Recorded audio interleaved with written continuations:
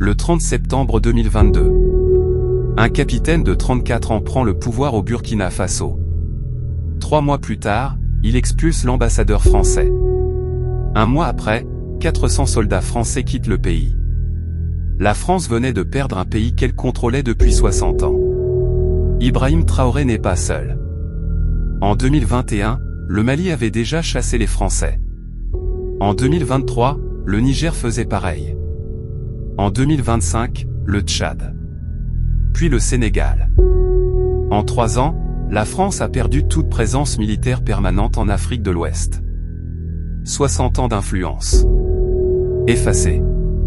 Ces 3 pays au Mali, Burkina Faso, Niger ne se sont pas juste séparés de la France. Ils ont créé leur propre bloc. Le 16 septembre 2023, l'Alliance des États du Sahel. Le 28 janvier 2025, retrait officiel de la CEDEAO. Le 20 décembre 2025, naissance d'une armée commune. 5000 soldats intégrés.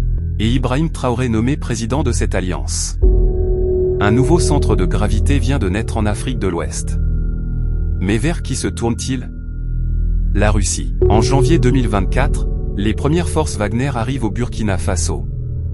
En août 2025, un sommet de défense officialise la coopération militaire entre la Russie et l'Alliance du Sahel. L'accord, la Russie fournit des armes, des formateurs militaires, du renseignement.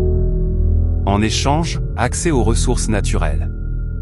Du pétrole contre des soldats. Du minerai contre des mercenaires. Est-ce vraiment une libération? Voici ce que les chiffres disent. Traoré a nationalisé les mines d'or.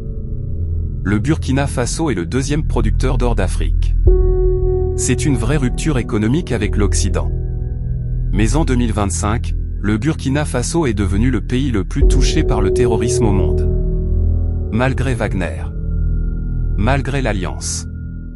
La question n'est donc pas, l'Afrique change-t-elle de camp? La vraie question, l'Afrique échange-t-elle une dépendance contre une autre? Chasser la France, c'est du courage. Mais si les mines passent de Paris à Moscou, qui gagne vraiment? Thomas Sankara le disait déjà en 1987. L'indépendance n'est pas une question de drapeau. C'est une question de contrôle réel de tes terres, de tes ressources, de tes décisions. Traoré cite Sankara. L'Afrique est en train de bouger. C'est certain. Mais changer de camp, ce n'est pas encore changer de conditions. Abonne-toi à Rise Africa Route. Parce que la conscience est la première liberté.